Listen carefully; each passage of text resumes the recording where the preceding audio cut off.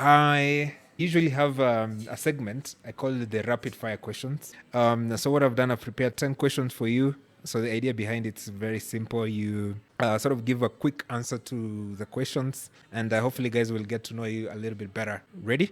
Let's go. So the first question is: as a kid, what did you say you wanted to be when you grew up? Sheesh. You know what? I remember telling my dad I wanted to be a scientist. I didn't know what a scientist was. Maybe because I was watching cartoons that had scientists. Dexter's Lab or something. I can't remember what it was. But yeah. The second question: if you had to eat only one meal for the rest of your life, what will it be? Chapo, for sure. For sure.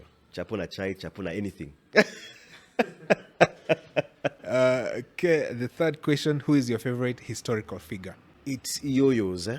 Like I found I like autobiographies, but historical figure. Okay, let me say this, and it's let me give that crop of the African leaders post-independence, good or bad, depending on how you look at it. But the Samora Machels, the Nyereres of this world and stuff, I can't pick one because they all have also their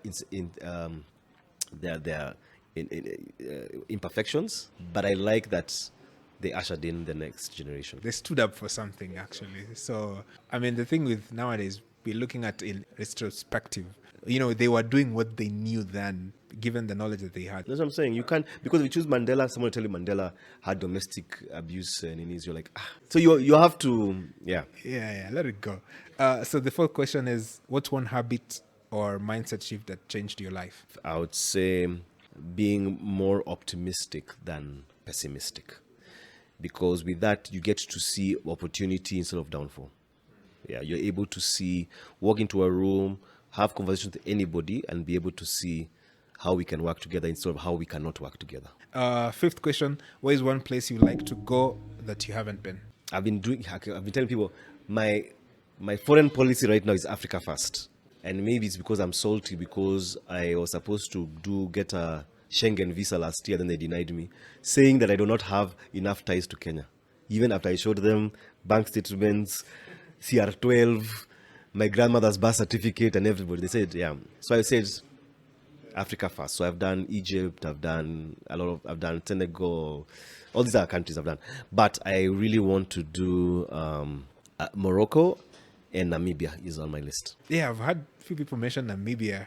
I don't know. They say they have like really good, is it waves? It's where the sand dunes meet the ocean. Ah, okay. Sixth question, what's your favorite book? Favorite book?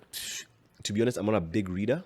I read more articles like crazy. Like there's a guy who writes on Business Daily called Ashioya or Bikozulu. I love listening to people's stories more than reading books. Seventh question, what's one underrated crop you'll bet your entire future on? One underrated crop, beans. Beans, everybody eats beans. State House, Umo, Westi, Lavi, name it, beans.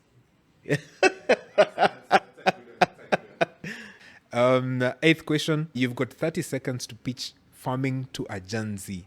What do you say? I think you should get into farming because, first of all, you're your own boss. When you start with the farming part, you do the first protocols of getting the land ready, putting the seed in, and you get to a point where you're 2 months in. Most of your days are pretty empty because you've done all the work in the first half of the. Just think about it as Manu leading 3-0 first leg. The second leg doesn't become that hard because you've pretty much done all the work in the first leg. Number two, you get to spend your days outside and enjoying nature. Number three, margins are great. Number four, for the guys, when you post that you're going around to the farms, the babes like people who go around out to the farms. Wanakuambia manze twende road trip. But to be honest, agriculture is rewarding just because you get to meet so many people who are also have the same dreams and ideas that you have. So get onto it. Yeah, the nature thing is really underrated because nowadays I see people selling like walking barefoot. Like that's a thing.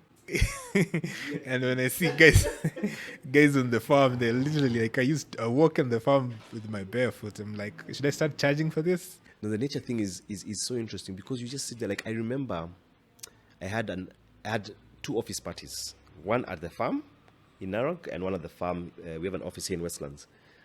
And the one in Narok, tuliambia to the guys, so we bought mbuzis from our neighbors.